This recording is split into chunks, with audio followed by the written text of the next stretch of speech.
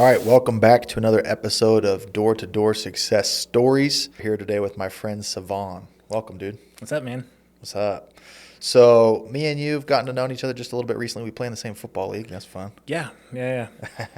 But let's go back to kind of the beginning of your story. I guess that's going to involve some football too. So, tell us about where you grew up, high school, I guess some college stuff, et cetera, et cetera. Yeah. So I was born in Hawaii. From there, just because of cost of living, my family moved to Las Vegas. Yeah. I went to high school in Las Vegas. I played football, basketball, track, all that stuff. And then when I went to college, I went to UNLV. I played football there. Yeah. My first year, I mean, this is actually where my door-to-door story also begins. My Okay. first year, I became good friends with a couple of guys and ended up joining the LDS church. Reason that's important, it's part of my that's also part of the door-to-door story itself. But, Right. I joined the church, and the next thing they got me into was naturally door-to-door sales. Yes. So got invited to do some pest control. So, Yep, go ahead. were you a walk-on? I was, yeah. Yeah, I walked on too, and I went to D2 and I was a walk-on, so I clearly wasn't as good at football as you. Where'd you go? Dixie. Oh, okay. Dixie. That's a good school, though. It was fun times, bro. It was super fun. Okay, so you're playing football in high school. What position were you, by the way? So in high school, I played quarterback and safety. Okay, and then in college? So in college, I started at quarterback, ended up transitioning to safety. Yeah, cool. And so you're a walk-on, so you're trying to play ball, but you're paying all your own expenses, Right, et cetera, yeah. et cetera. And you meet some LDS dudes on the UNLV team? I do, yeah. So I had one friend that was a teammate of mine in high school. He went on his mission to Russia. He was supposed to go to UNLV with me. We kind of kept in contact. And then, I just made friends that were Polynesian and also LDS. Right. And just, were the guys I hung out with the whole season. Yes. Okay. Love that. And you said it. So you meet some LDS dudes, you become LDS, and boom, all of a sudden you're knocking doors. Crazy. Yep. Yeah. It's funny how that works. Yeah. Okay. So like that first summer, or what happened? Yeah. So the first summer, I mean, it didn't last long for me because I was in the transition into like wanting to transfer schools. So back in the day, before all this like transfer portal craziness, to transfer, what you had to do was go to a JUCO where you had to sit out a year. So I was already in like transition into going into a JUCO, and I needed to start fall camp. So didn't really do too much my first summer. It was my next one that I like needed to make money for going on a mission. Just. Dude, that's a lot of upheaval all at once. It is, right? And part of that is like my family didn't quite agree with me being LDS in the beginning. So for me, I wanted just to show that like I did it for the right reasons. So I chose to go on a mission pretty soon after. Yeah. But yeah, I mean, like there's no other way to make $10,000, in like 3 or 4 months other than what we do in door to door. So that's really what motivated me the first time. Yeah. Wasn't very good, but kind of hit the mark. Had some help from the church, and then went on my mission with the Santa Rosa, California. Love it. And the mission was after 2 summers, you said, right? Yeah. Okay. So first summer, you said you weren't very good? No, I actually quit early, I'll be honest. Yeah. No, I did too, actually. Did you? My first summer of pest control. Yeah. So where'd you go, et cetera, et cetera? Tell us a little bit about that one. Yeah, California. So I was also like going to a JUCO in California. It was like Orange County was the team out there. But yeah, I just didn't do good. I wasn't really committed to it. I didn't really have any motivation, You were a kid, dude. You're 18, 19? Yeah, I was 18. And like looking back now, being 30, I'm like beyond those years. Yeah. It's like, man, a lot has changed since, my whole mindset was different. But I was a little spoiled. I thought I was going to be taken care of in football, so I didn't really take it seriously, to be honest. Yeah, it's one of the biggest killers of door-to-door is like, I'm here because it could be easy money, but if it's not, I have something coming to me regardless. Absolutely, yeah. Yeah, that's actually one of the reasons I think I didn't do great my first summer is because that was supposed to be the summer before I went to law school. So I was like, well, I'm going to be a rich lawyer anyway. Right? This Yeah. is just gravy money. But it's like that just means that like in a hard moment, your why for why you're doing this is super weak. It is. You know what I mean? For sure, yeah. Okay, so you go do that, and then did you go to the JUCO the next year? I did, yeah. Okay. So I went to Allen Hancock College very briefly just for the football season, got what I needed to do, had my 1 year, and then put in the transfer and also put in for admission. Cool. Okay. And then, so you're like doing like mission papers, all that type of stuff, and go out for a second summer. Yes. Okay. How'd that summer go? A little bit better. So that was out in Texas, and I actually had like a reason to do it, but Yeah. I was one of those people, like, at least before I became married, I would say I was one of those like talented, lazy people, like not like try to brag or anything. Yeah. But like I did just enough to accomplish what I needed to do. And then after that, I was fully disengaged. Like I think I became a full-time Modern Warfare player. And also Game of Thrones had just started getting really popular then. So I was also, binge watching that with my grandpa. Bro, the good old binge watching a season during the summer. 100%. Yeah. Been there. Been there. But you do better. I wonder, like, you had to pay for your mission, but you're also on your mission. You're gonna knock some doors. Do you think you like thought better of it because for that reason too? I didn't even put those two things together, to be honest. As a kid who like converted to the church, like as an almost an adult, I didn't know like what a mission entailed. Like the only thing I thought of was like you get sent to like Japan or Africa, and you're just talking to foreign people about Jesus exists. I didn't think by any means I was going to get sent to the United States and actually have to grind it out on the doors. So that was actually a kind of a shock to me when I got my mission call. Yeah, that's funny. Okay. So you get your mission call and you go also to California, yes? I go to California. Can't escape it. Okay. How was that? It was great, man. It was great. So for me, like I was really intentional on it, and I don't know if you like include like spiritual stuff in your Whatever podcast you want. or not. But for me, what I found was this is right when the age change happened. So like you had a bunch of 18-year-old kids going in. I'm 21 going into a mission, so it's already a little odd. Yeah. And you just find that like that's where I truly think I found purpose, not just like in my life or whatnot, but just in itself. Like I had a bigger reason than me. I felt like if I went into this trying to get something out of it, I was only going to be disappointed the whole time because I left so much. I left playing college football, which I could have gone anywhere after JUCO. Yes. I left, a decent paying job that I was, really taking for granted. And just anything else that like a 20-year-old kid would want to do to go and do this. And in like my perspective at the time, take a step back. But it helped me to broaden like my view of the world because I realized that life has purpose when you focus on others. Yeah. And not just like in the spiritual side, but in general, like sales and just like life performance. Like when you have something else driving you, it helps you a lot more because as a human being, I feel like you can disappoint yourself very easily. We're only going to do so much before we get uncomfortable, but I'll get really, really uncomfortable for people that I love. And I think that's where like my mindset shift changed was during that time. Now, I also met my wife on the mission, so she was also a missionary as well. We met in our last transfer. Hidden benefit. Hidden benefit, man. Yeah. It's one of those things, right? and after we came back home, her and I started dating, and that's how I ended up in Utah. Love it. Okay, so you mentioned that, prior to all that, you were a kid who would, maybe get the job done, but do the minimum to do it. Would you say that changed on your mission? It changed on my mission. It started to change my mission. It 100% changed when I was dating my wife. Yeah. Higher level of responsibility and duty and all that. Oh yeah, well, and somebody who's just going to tell you to your face. I have one of those wives, and she's amazing. But yeah, it was just a call to be better, and I answered it because I wanted to be with her. It's good. We've actually had all mission guys on the show so far. Not that it has to be happy to have people who didn't, but I've asked this question every time. Obviously the mission's a spiritual endeavor. It's the Lord's message. I'll give several disclaimers there. I don't like to talk about the mission in terms of sales too much because it gets kind of weird. But that being said, I totally understand. That being said, if you're more organized, hard worker, personable, you can do a little more, right? 100%. Yeah. So like, were you already that way, or did you get more that way on your mission? Like, what would you say? Sales was originally hard for me because I wasn't a people person. I was very introverted.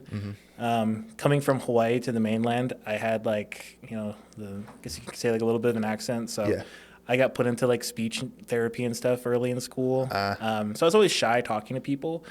On the mission though, I already knew I was older than all the kids, so Yeah. I kind of had that like hidden confidence. But really helped me though was the structure, like the routine that I still keep to this day. Yeah.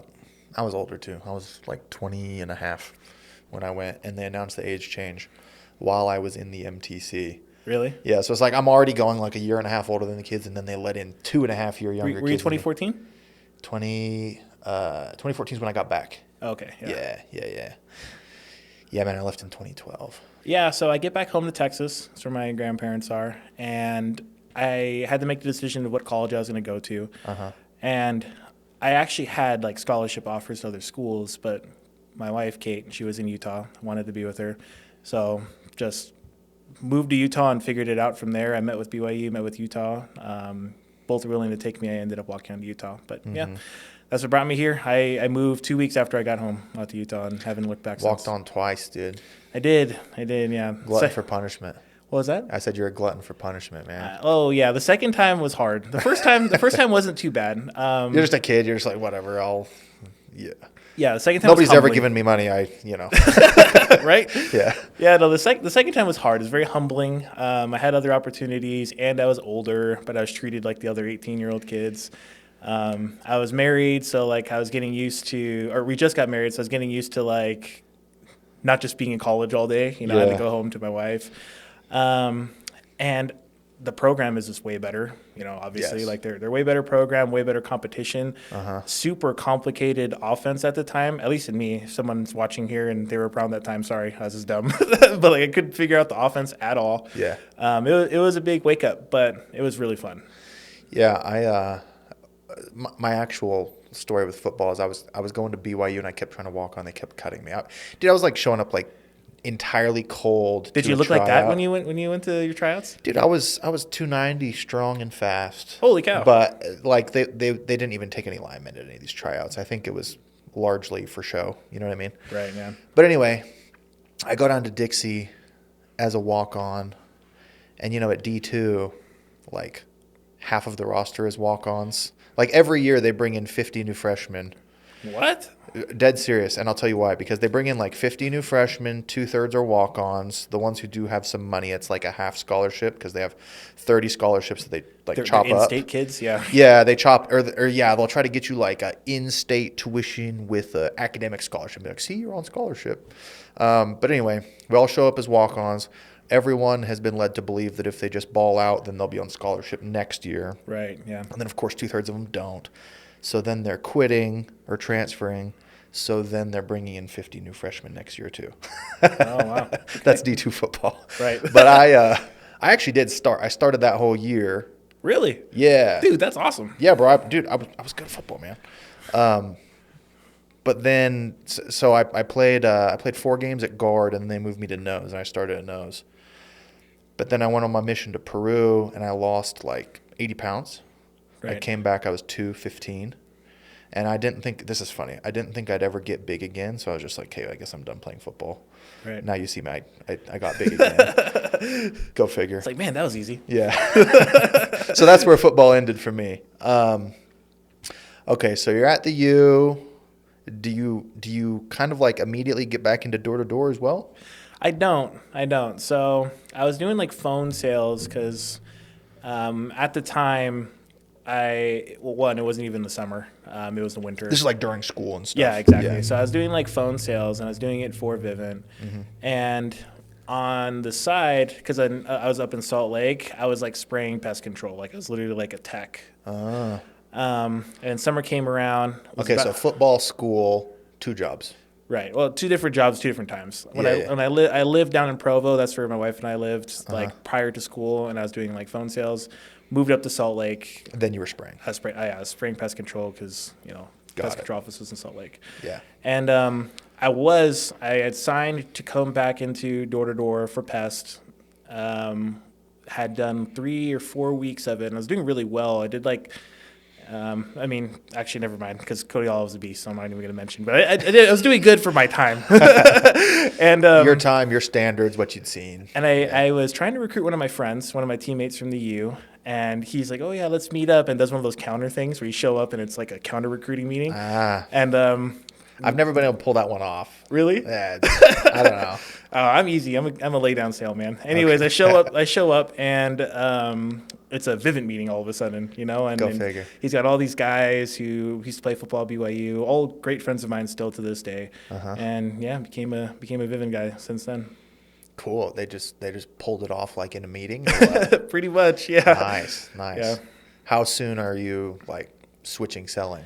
So I switched to alarms fairly quickly. Yeah, Yeah. we met twice. We were already like kind of leaning towards that anyways because I did so well on the phones with Vivint. So yeah, once I left pest control, like, I never really looked back. So was this a little bit of a preference of that product over this product, or was it about the guys you were going with, or why'd you do that? I would say it's because I believed in that more than I did like what I was currently doing. Yeah. And both I love both industries, but Yeah. for whatever reason, like I looked at it and I was like, this is something that I can like get behind, you know? Yeah, and one of the things on this podcast, like we're bringing on dudes from all the industries, all the different products, and I think that they're all valid, but that doesn't mean that they all make sense to every person. Sometimes one of them just kind of clicks in your head a little better, and it's Yeah. fine. So okay, so you start doing alarms. Are you good like immediately, or? No, I'm average. What I was really good at was the phone sales, but like on the doors, I was pretty average. What changed for me was, so my wife and I, we were having fun because in sales, like, you get to do all those like trips and stuff. Hang out with the other couples. Yeah, and all that stuff. hang out with other couples. So like we just wanted to be around like the people that were like going all around the world, right? And so we were having a ton of fun. And actually, when you have a ton of fun and you're married, you end up With children. with children, yeah. and our kids were playing, but yeah. So we get pregnant with our first, and like life just becomes super real all of a sudden, Yeah. right? Like you start thinking like I can barely handle taking care of myself and my wife. Can't imagine being like fully responsible for a kid. And so I was looking up all of these like articles like as a like becoming a dad. I'm weird, like I just like read about everything. Research stuff, yeah. And one of the articles I found was that when you have a kid, 90% of the time you spend with them in your entire life is spent between the years of 0 and 18 years old. Once they turn 18, you only have 10% of the time you'll ever have with them moving forward. Sad. It is Well, sad. or I mean, it's the way it's supposed to be, but like gut check, I guess. Yeah, for sure. And I get it because I look back and I was like, that's pretty true. And I thought about that so hard because I was like, man, if I only have this amount of time with my like first kid that I'm gonna have, it's my oldest daughter, then I need to figure out a way to like have as much time as I can with them. And I was in this place where I was not very good, so I was doing like doors like for the summer, but then in the off season I was doing inside sales because I like needed to make money still, and it was the only way that I could make like a decent income. And so now I was like, okay, if I can become really, really good at this, then I can truly like crush it and then have more time with my new baby. And so I did. And I think that's where the transition came. It was literally just, I don't want to say overnight, but it was just that mindset of like, I need to be this to be what I want to be. And, it turned around there. It's a higher level of duty, bro. I always talk about it with at least my reps that it's a relevant topic, but it's like, there's lots of decisions in life that you can change your mind on, but Yeah. I mean, I guess unless you outlive all your children, you will never unbecome a dad. You're just a dad. Now it's done. Yeah. Wow. Never thought of it that way. Even your wife. I mean, you can get divorced or whatever, but, we're not rooting for that, but a person can get divorced. And then you think about it from like a provider level too. Like, you don't have to, except in some cases, you don't provide for your parents, you don't provide for your friends. You provide for your wife, but again, like, she's a big girl. If you got divorced, she'd figure it out. But your kids, it's done. You just do that. Yeah. You know what I mean? So, yeah. I love that. So, because of that, you've got a kind of a higher purpose and you become better at alarms. Pretty much, yeah. Just in sales in general, yeah. Okay. So was it just a matter of focusing on your craft that much more?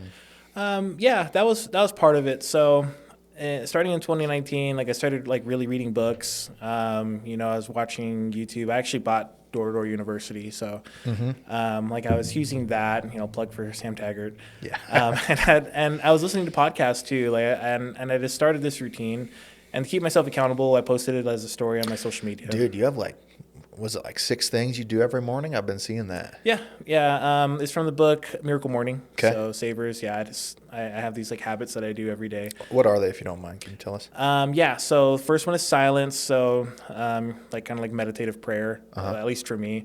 Next is affirmations. So I write that down in a journal, just like affirmations for myself, and I write my goals. You visualize. So I do that as part of like my meditation, where you just visualize your day, visualize success.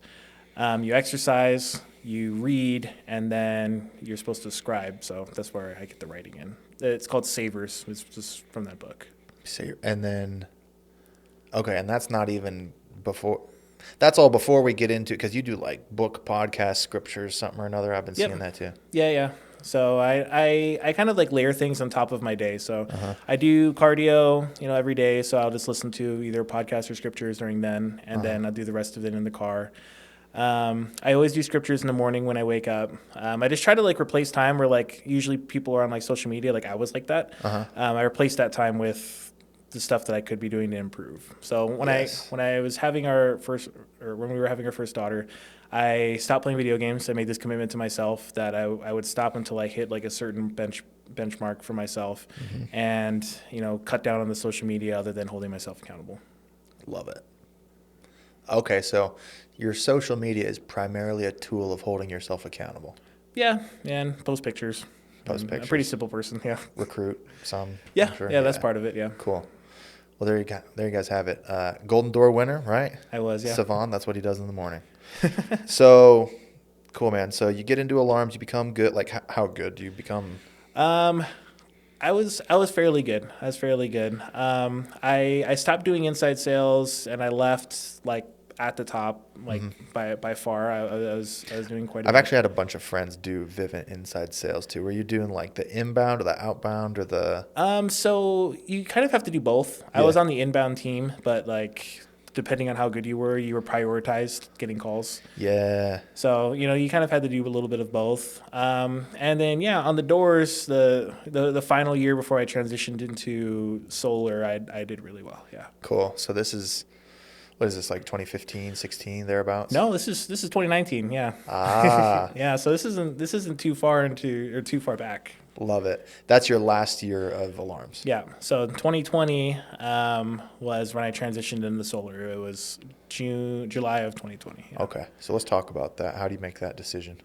I mean, I think all of us in the alarm space, especially because like Vivint Solar, kind of knew that was happening, that there was good money to be made, that people were, just doing really, really well.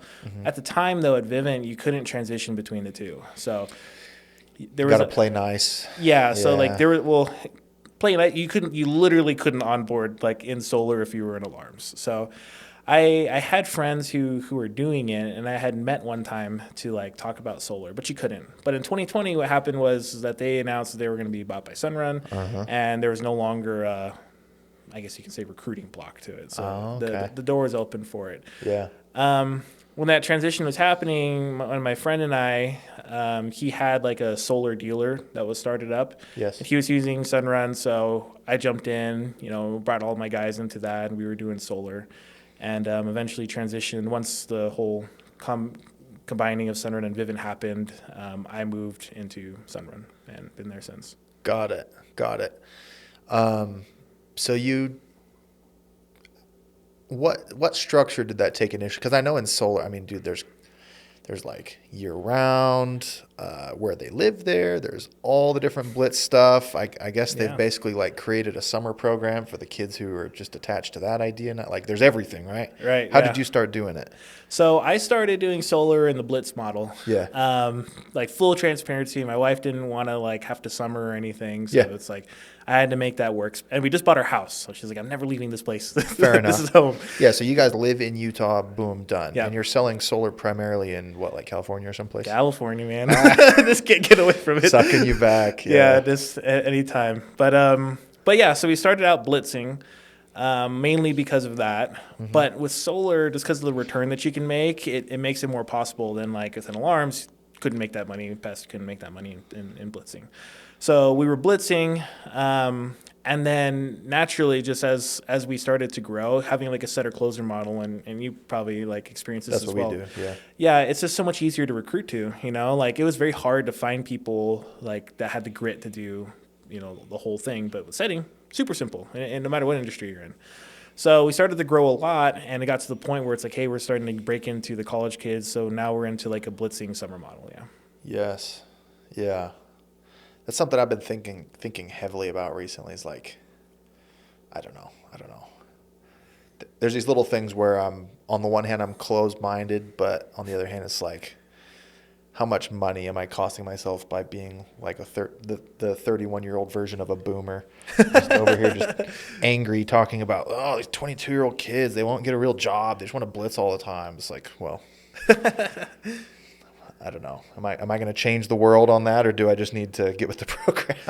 I don't know. Like I did it because I had the right people to make it work. Yeah. If you don't have the right people to make it work, that's tough. I mean, you sound like you have tons of incredible leaders, but that's where people have a hard time. Like then you lose money because you send a bunch of kids out unsupervised in a blitz and nothing happens, right? So that's like your worst case scenario. But if it's pretty dialed, I don't think you got to worry about it. Right.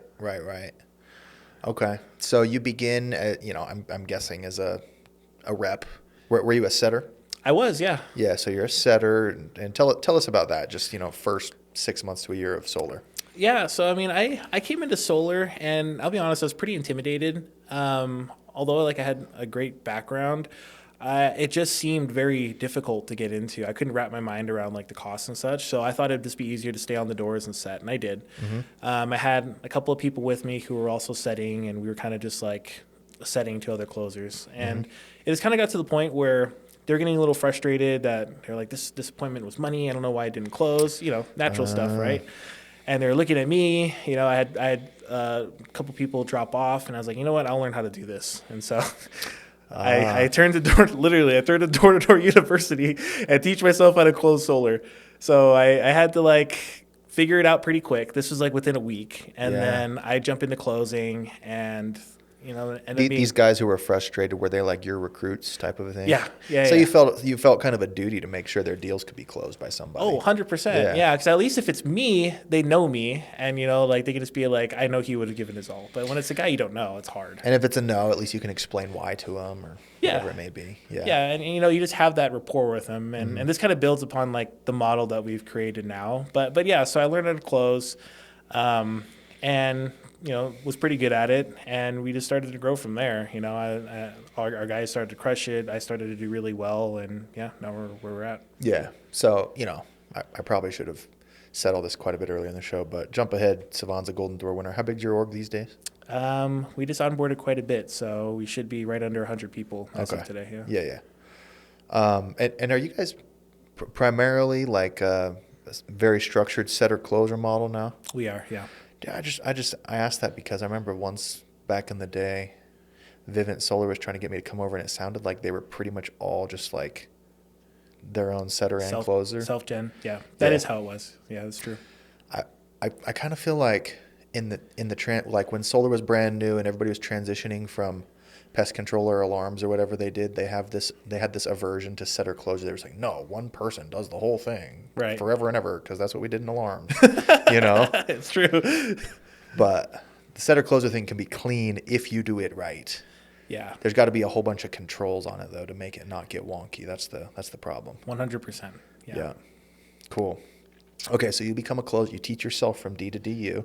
Literally, yeah. I love that. It's very true. I learned from nobody else but those videos. Did it freak you out quite a bit, or? Oh yeah, Yeah. Because like the number one thing was like you hear all those horror stories of people who like have solar but they still get billed and whatever and they have a terrible experience. So I just didn't want to be that guy. Yeah. So when I was doing it, I was like giving people way more solar than they probably needed, just out of the security of like I don't want to do this wrong. Yeah. I would rather miss a deal or two than like do something unethical. 100%. Yeah. Yeah. But yeah, no, it was pretty intimidating. But after I got a hold of it, man, I was like, this was good. You know, this is fun. Mm-hmm. Love it. Okay.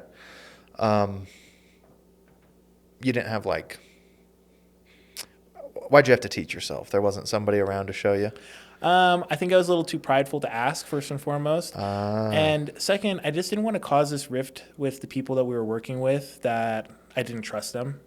I didn't want to like put that out there. Oh, yes. And make them feel like, hey, like if you can't do this, I'm going to do this.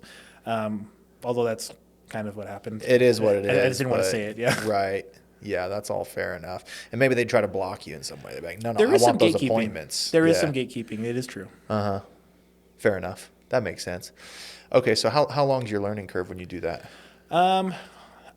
I believe your learning curve is just based off of repetitions. And so like in the beginning, I took a ton of appointments. I didn't close all those appointments, but I took a ton. Just blast through it. Oh yeah. Yeah. Oh yeah. It was the one thing that I learned in like phone sales was that like I had so many reps on the phones that like you kind of naturally grow that skill. Whereas in door to door, you get like 2 or 3 good opportunities in like alarms, or in pest control, you get like 15, 20 good opportunities. In phones, you get like 50. So your like learning curve is a lot faster. And that's how I approached it with the setter closer model. You can truly do that. And so I told guys, whether the appointment's like super solid or not, just throw them over here. That way I can learn, you know? And so they were setting all kinds of stuff. But nowadays, like I wouldn't even answer a text message. I'd be like, that's not a set. You got it dialed. Yeah. Yeah. Yeah. One of the things, 'cause the way we do it, you're a setter, and then we will teach you to close. But in the beginning, you can only close your own because we don't want you to jeopardize some other course. setter's money, right? Yeah. Yeah, smart. One of the things I always have to tell these guys, I'll be like, hey, how's that transition come? They're like, oh yeah, just really working on the closer script. But they all of a sudden became bad at setting. And I'm like, hey, honestly, man, you probably know the closer script as good as you're going to know it before you go run some deals. Right. But that depends on you remaining good at setting. Of course, yeah. Like, yeah, I don't know. They think that as soon as they technically hit the qualifications, it's like they retired from ever knocking a door again or something. Killer. It's a killer. So, all right, love that. So you blast through some reps, you become good. And how big is your team at that time? I had 4 guys with me, and 2 of them were my brother-in-laws. That's clutch, though. It's clutch. You got to start with that, like, that core group, you know? Oh, of course, yeah. Love it. And then how do you guys begin to scale up to what you got now? Yeah, so, I mean, we found that the model worked, and, you know, I started to realize that if we wanted to grow, it couldn't just be centered around one person. Like, as awesome as that sounds in solar, like, you can't do it. You're just going to bottleneck everybody. And at that point now, those guys, once we started to grow, they had been setting for 2 years. You know, they're starting to understand that there's a lot of money in closing. So what we did was we agreed upon like this structure that, you know, was kind of naturally put in place by the way we did it, but also, you know, our bosses who are very good at this, you know, Scott and Justin Bell, incredible. It was kind of like a replace yourself system. Yep. So the guys who wanted to close, their responsibilities were to find people that could replace themselves. You know, if they were doing 5 appointments a day, they need to find people who could reciprocate that. That way that there's not like a, you know, a relocation of like money, but like a growth aspect. Yeah, the guy you were setting for before still has appointments. Exactly. Yeah. And to help scale it so that it wasn't just like one person teaching everybody, we made it a model where it's like, okay, you're closing now, but you're also responsible for your own pipeline. If you want your guys to do good, you need to stay in the field with them. You're responsible for that until they're so good that you're busy with appointments and can't do that anymore, right? Like there's no reason anyone should just sit in their car and, you know, be texting like, you get a set yet? So get out there with them and knock. And it grew pretty fast from there because you put the ball in their court and you give the kid an opportunity to make really good money and they're going to run with it. Yeah. Especially if they've been in it for a year or 2 already. That's what we do, man. It's funny because it's like I'm always super careful how I talk about this because we have to remain in love with knocking doors forever and ever. Right, yeah. But if you are a good recruiter and a good trainer, and when the opportunity calls, you can go kill it, then you will find a situation where you only knock to train guys. Yep. And other than that, you just go appointment to appointment. Otherwise, your guys suck, they quit, and you self-gen a lot. Right. Yeah. It's true. But again, like I said, I don't even like to broach that topic without hedging like 4 different ways, because as soon as you even crack the door open, some guy's like, yeah, once I become a closer, I'll never knock a door again. They start buying only white shoes, and Yeah. their engine's been on for too long and it keeps shutting off on them. Yeah, I get it. Yeah. Yep. Exactly. Okay, so you start scaling up. That's 2020 that you started closing too? 2021 is when I started closing. Yeah, I didn't close a single deal in 2020 myself. I was setting that whole time. That whole year. Got it. Yeah. 2021 started closing. 2022 is when we started to scale. That's when we started to like recruit pretty well. Love it. Love it. Now, how do you do that? Like you Savon personally, what's your flavor with recruiting? I have this belief that if I have to convince somebody to do the job, then I have to convince them every day to continue to do the job. So that's a nugget. Yeah, I'm not the type where like I'll like DM kids that I see liking other people's stories and be like, hey, you want this opportunity? Mm-hmm. What I did was when I put my story out there of like this is what I do every day, I did it because one, I wanted to like keep myself accountable, but two, as like I started to find a little bit of success in life, I wanted everyone to know like why. It wasn't like a secret. It wasn't like I got lucky or anything like that. It's like, hey, I've been doing this every day since 2019. And naturally, people will reach out to me, just ask me things like that. So in the beginning, like, yeah, people will just naturally reach out, ask what I'm doing, what it is, and how I'd come in. And with the Blitz model, that's like one kind of like thing that's really nice. It's easy to recruit to. It's hard to recruit somebody to commit to 4 months. It's easy to recruit somebody to commit for 7 days. Yeah. Right? So, hey, come try us out for 7 days. We have a really good system. Show up here with your bags packed. Yeah, exactly. I'll be the one to go out there and knock with you, and because I'm always willing to do that, I feel like it helps out a ton. And we just grew it one person at a time. Like every Blitz, I had this goal of bringing 1 or 2 new people myself, and the other guys had that same responsibility, and it just slowly grew from that. I love what you're saying kind of about the social media thing, because here's how I always explain it to my guys, right? Like you can be like the MLM kid where it's just like one DM at a time. That copy and paste DM. Yeah, the copy and paste DM. First off, the DM's awkward. Second off, like you put them in a situation to have to tell you no, right? Whereas what I almost tell my guys is I'm like, hey, if your whole circle knows these 4 things, you will get recruits. They all need to know what you do for work, that it's cool, that it makes good money, right, and that we're hiring. That's simple. That's it. I'm like, if your whole circle knows that, then you will have some people reach out to you all the time. Yep. So, I think it's like weird boss behavior to like require what a person does on their social media, but I strongly suggest it. I'm like, hey guys, if you just post on your social media about your job periodically, it's like the equivalent of doing that MLM kid DM to every single person you know. And you also make it like opt in for them as opposed to having to tell you no. Just the interested people tell you. Right. Yeah. So, yeah, I mean, mass effect, right? So you guys start scaling up 2022. Man, that's fast. You're at 100 guys now, you said? Yeah. Ish. As of today, yeah, we're onboarding a ton. We'll be right at around 100, yeah. Cool. And still primarily going to California? Yeah. Yeah. California. Then I go there next week Yeah. with the guys.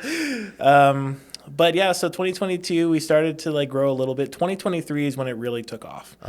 Because I think in like sales leadership, you get to this point where at first you're just a guy, you're learning how to do the job. Mm-hmm. Then like you get a couple of friends, if you do well enough, who want to like be like you and come out and do it with you.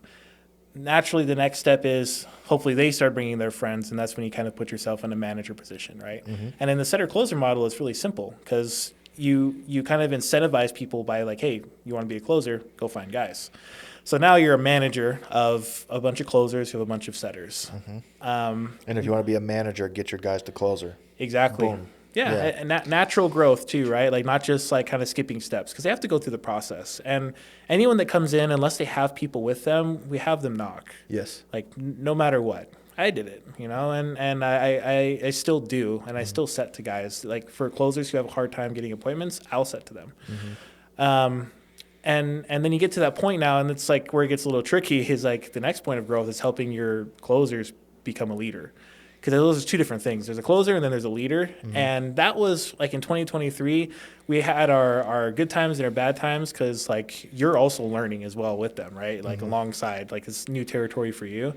But I think now in 2024, we have a couple leaders, and now it's fun. Now it's like massive growth, ton of volume, and you don't even know how to define your role because you're basically just a snowplow. You're just trying to eliminate as many obstacles as you can so your guys can go out there and just crush it without thinking about it. Sunrun's big, well-oiled machine. You guys have reliable back-end ops and install. I know that's a big thing in solar. So, dude, it's funny because like I actually love this. I speak this language. This is how Windows is, but I always get a kick out of it in like a good way because I love it when I see solar guys recruiting on the basis of their company's good ops. Right. It's like sell as good as you want over there, but that company can't install your deals, That is kind of like the recruiting battle, yeah. Yeah, it's a crack up. So where do you go from here, man? So, I mean, looking into 2024, is that what you're talking about? Like, yeah. Looking into the next few years, even. Yeah. I mean, this is all new territory, for me. Like, and going back to like, being that kid who quit his first summer, I never thought I was going to be here. I was honestly hoping that it was just a stepping stone. I played in the NFL, and that's how I made all my money. Never thought I'd be here. So now it's the same thing, man. It's like chop wood, carry water. I have to learn my new role. So I'm like reading books, podcasts. I'm like on leadership and things like that. And now I'm looking at like all of these guys that I've worked with for years, and then the new people, and I'm learning how to like bridge that journey for them, from where they are to where they could be. And I think the only way that you can really get to that point as a leader in general is if you've done it before. And I'm my journey's not done. I still have a lot to learn. But as far as like where they're at and where I am, that's where my focus is. I'm doing all this research for myself, but also to like help these guys get to the next step as well. Yeah. So 2023, you hit a golden door. I think the mark in solar is 130 deals or something. So the mark in solar, it's 100 points. You get half a point for setting an install and half a point for closing an install. Yeah. I remember they changed all that. What'd you hit? My points, I think I hit like 150 total. Yeah, because I self-gen quite a bit, and I had leads that I would. Cool. Do you have like a mark for this year? I mean, it almost becomes a standard for you now, right? Like, so I still want to hit the golden door. I don't know if I can. I don't know if I have like the capacity to beat my last year. It was a good year. Yeah. But like the golden door. A lot more training. What was that? A lot more training this year, probably. I wouldn't say that. I don't want to like make it seem like that takes up a lot of time. It's just I don't want to take away opportunity from others. Yes. Like now, because I was like the primary guy last year, like closing everything. Now I have a couple of guys where it's like, hey, it's time for them to eat. Yes. And I'll still go out there and get my own, but now like I have to think of it as a team collective. So I'll probably do most of my own like setting and doing things in the doors myself rather than take leads. Yeah. I have a lot of respect. I think sometimes in this job we talk a lot about ceilings all the time. Like it's all about hitting the new high, but I have a lot of respect for a person who, even if they take a dip, it will not be below XYZ number. You know what I mean? Oh, yeah. No, it's still got to perform. I am a firm believer that the reason why our org does well is because top to bottom, everyone's out. Mm-hmm. There's no guy who's like, in that regional position where they're just doing recruiting meetings, all year round. Right. Like I'm out there. I'm going out to market with them, and I'm out on the doors, and everybody knows that. So I don't expect that to change no matter how far we get down the road, like whatever role I get into. I always find time to be out there in the mud with everybody, with the 18-year-olds, with the older guys.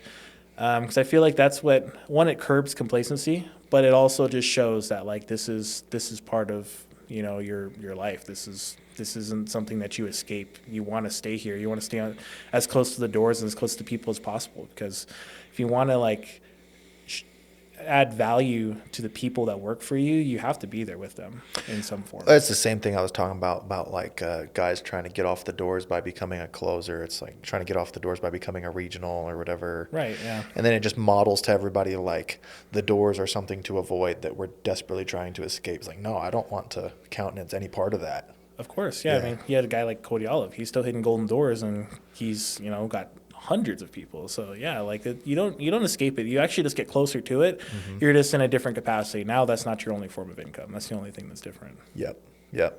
Love it, dude. Well, if our followers want to find you, what's your Instagram handle and any other place you frequent? Yeah, I mean, any social media that I'm on, because it's my name, is just Savon Moniz at Savon Moniz.